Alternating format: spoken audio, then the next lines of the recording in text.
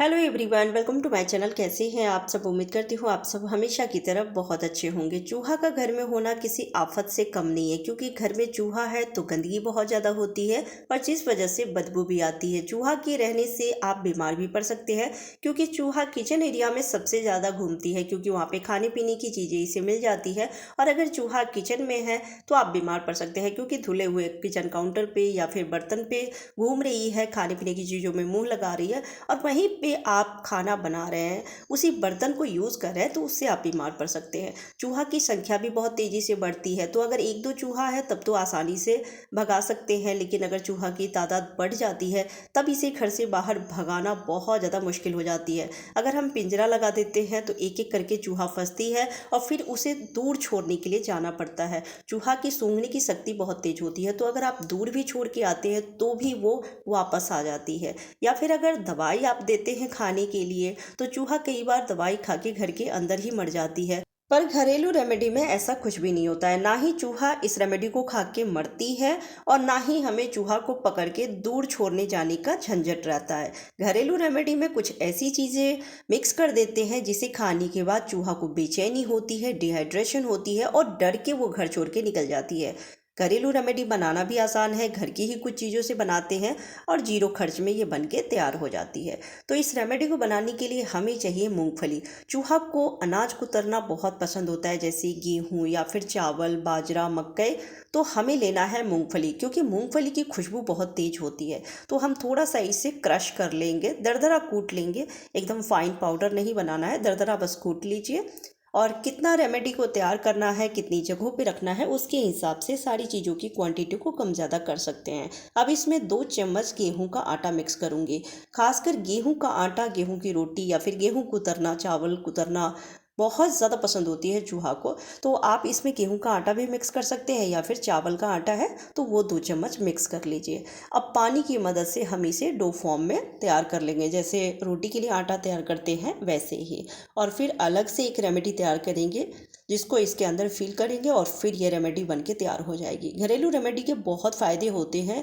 एक तो घर की ही कुछ चीज़ों से बनाना होता है, मार्केट जाके हमें दवाई लेने जाने का झंझट नहीं रहता है, पैसे खर्च नहीं होते हैं और इसे खाने के बाद चूहा मरती नहीं है।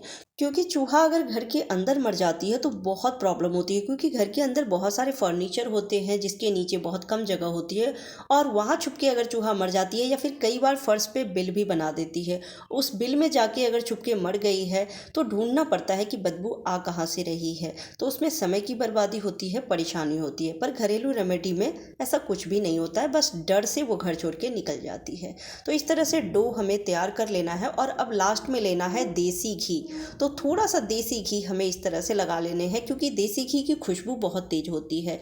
तो एक तो चूहा अगर कहीं पर भी बिल में छुप के बैठी होगी तो इस रेमेडी को खाने के लिए निकल के आएगी। किचन एरिया में चूहा सबसे ज़्यादा दिखाई देती है, क्योंकि खाने पीने की खुशबू आती है। तो इसलिए हमें इसमें घी थोड़ा सा डालना है, जिससे कि चूहा अगर कहीं भी छुप के बैठी होगी तो स्मेल से, इसकी खुशबू से इस रेमेडी को खाने के लिए आएगी। दूसरा, घी रखने से रेमेडी जल्दी ख़राब नहीं होती है, क्योंकि जब चूहा को आप अलग से कुछ बना के देते हैं खाने के लिए तो वो जल्दी खाती नहीं है। तो जब आप घी लगा देते हैं तो ये रेमेडी कई दिनों तक ऐसे ही ताज़ी फ्रेश रहती है, ये ख़राब नहीं होती है। तो चूहा अगर एक दिन नहीं खाती है, 2-4 दिन भी अगर नहीं खाती है, तो ऐसे ही आप उसे रहने देंगे, ये ख़राब नहीं होगी। फिर जब भी चूहा खाती है, खाने के बाद उसे प्रॉब्लम होगी।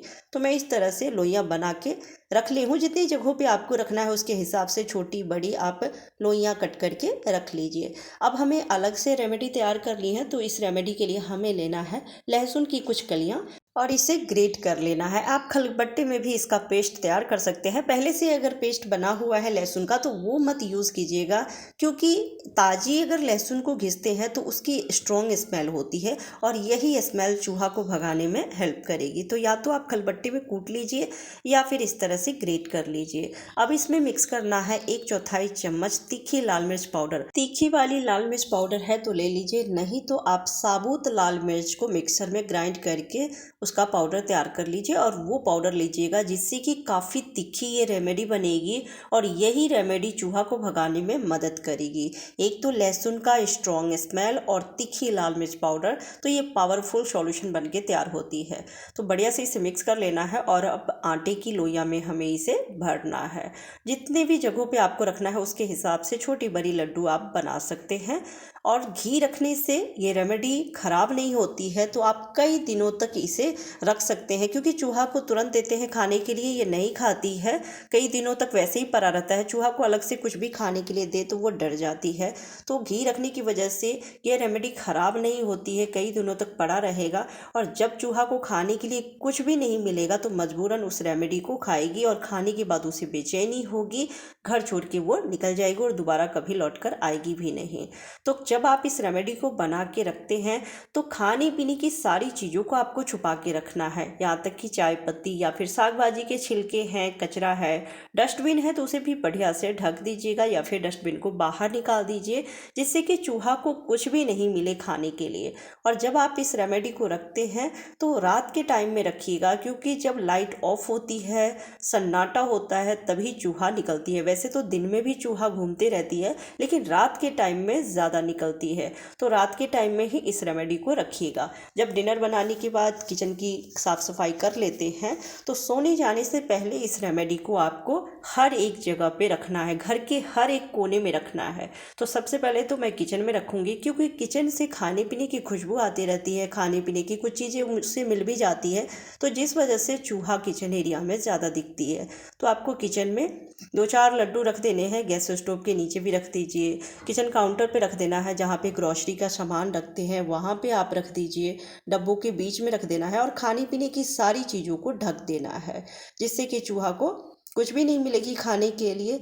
तो ये बहुत ही बढ़िया काम करती है और इसके फ़ायदे हैं कि इससे आपको परेशानी नहीं होती है, चूहा को दवाई दे के मारना नहीं है, ना ही छोड़ने जाने का झंझट रहता है। बस जैसे ही चूहा ये खाएगी, खाने के बाद उसे दिक्कत होगी। तो किचन में मैं रख दी हूँ, मेन गेट पे भी आपको रख देना है, क्योंकि चूहा ज़्यादातर बाहर से ही आ जाती है और जब चूहा घर के अंदर एक बार एंटर कर जाती है तो उस घर को छोड़ के आसानी से जाना नहीं चाहती है। तो आपको मेन गेट पे भी 1-2 लड्डू रख देने हैं। तो मैं सारी जगह एक एक लड्डू इस तरह से रख दी हूँ। और अगर कहीं कूलर आप रखे हुए हैं या फिर कबर्ड के नीचे, बेड के नीचे, हर जगह एक एक लड्डू इस तरह से बना के रख दीजिए और रख के 2-4 दिन के लिए ऐसे ही छोड़ दीजिएगा। छोटी छोटी लड्डू भी आप बना सकते हैं, जिससे कि ज़्यादा से ज़्यादा लड्डू आप रख सकें।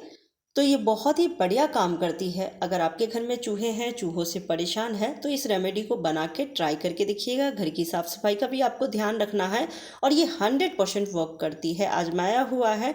तो आप एक बार बना के इसे ज़रूर ट्राई कीजिएगा। उम्मीद करती हूँ आज की वीडियो आपको पसंद आई होगी। पसंद आती है तो प्लीज़ वीडियो को लाइक एंड शेयर कर दीजिएगा।